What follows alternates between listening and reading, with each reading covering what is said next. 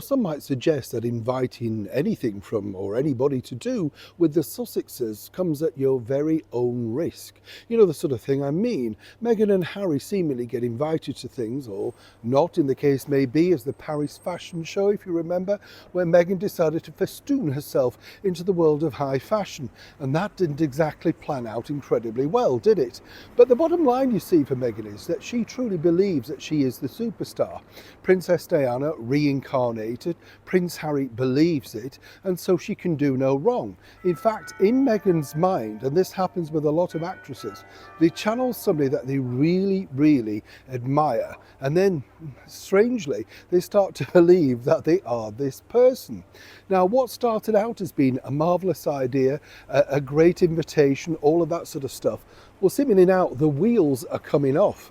As ever, let me explain.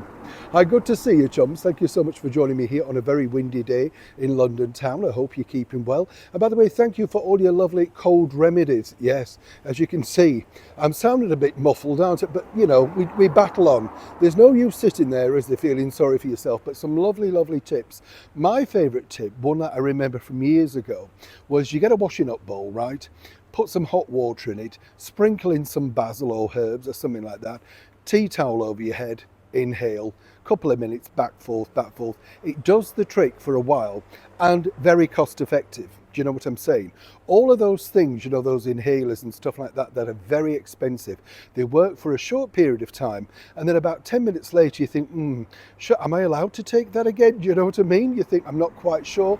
With steam, with natural herbs, that sort of stuff, surely it's quite good, but some cracking stuff. So thank you as ever. Can always rely on the chums to share things that you've never heard of before, or try this. I love the one who somebody said, how about just putting your nose in a vice? I thought, well, yeah, you can hardly walk around with that all day, can you? You never know, though. Let's get back, of course, to your royal story of the day.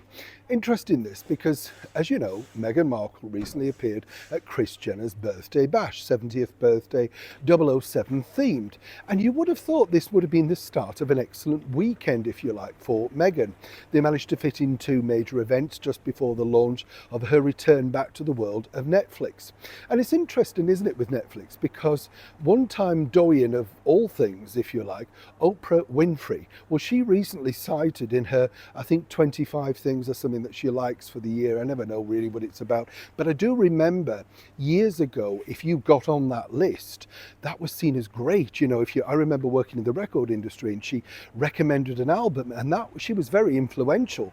I would say that almost this is now the kiss of death for the Markle's product. Hear me out, you see. I know from quite a few people who've bought that particular product for testing and for newspapers and magazines, things like the candle, right? Two people have had the candle with a tiny wick. Yeah, I mean, apparently, you can barely light it. So there's no quality control there, is there, whatsoever?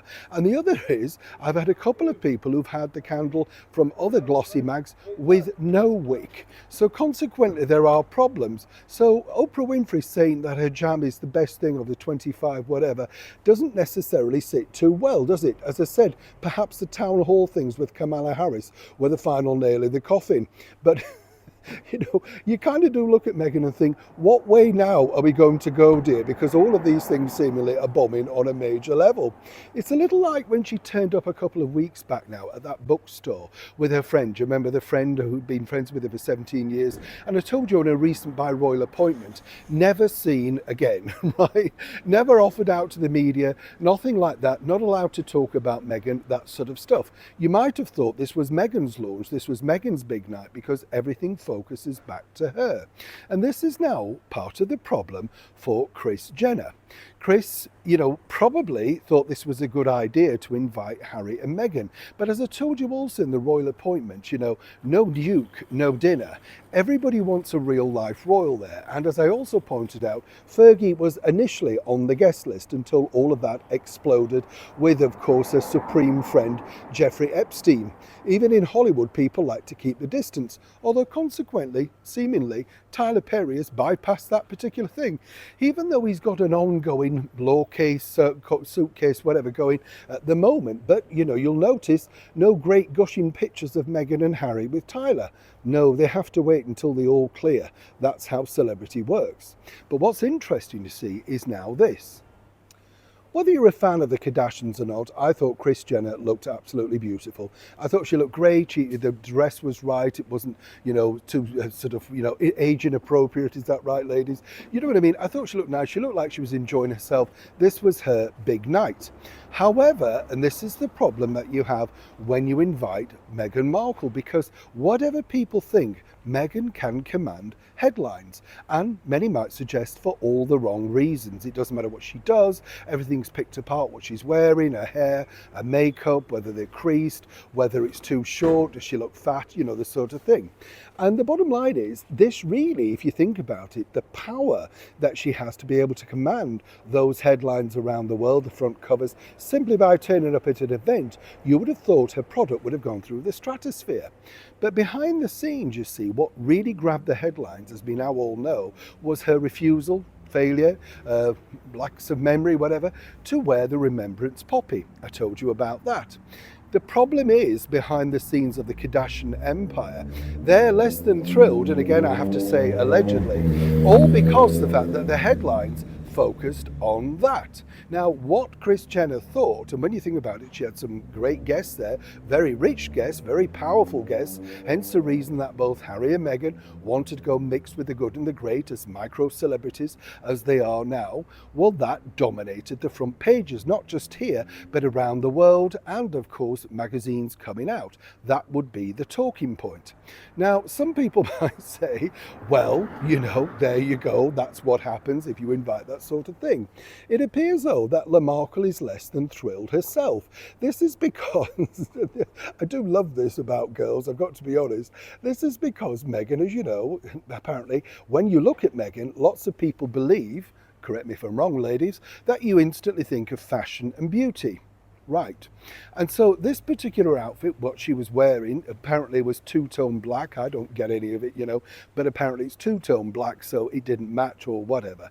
Now, the bottom line is, apparently, Markle is less than thrilled with this particular picture that was issued out via the Kardashians. And this is a less than glamorous look for Meghan, if you like. It doesn't exactly show off that svelte figure, or indeed Prince Harry doesn't look at his best. But as I told you, Harry wasn't too fussed whether he went or not, consequently that.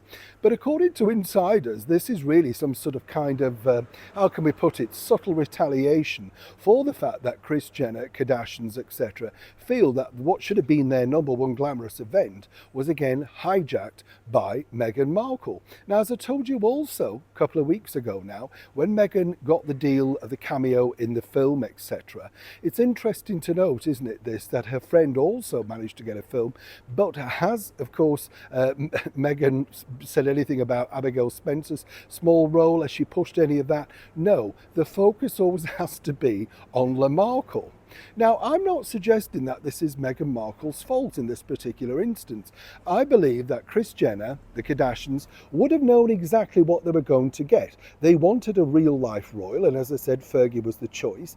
But, the Duke himself, Prince Harry, turned up, and suddenly at a party full of the good and the great, apparently of the influencers and Hollywood, etc., you've suddenly got the son of the king, right, of, King Charles. There he is. He's come to your 70th birthday. It's documented, it's almost going to be there. It's a little bit like the Duke and Duchess of Windsor.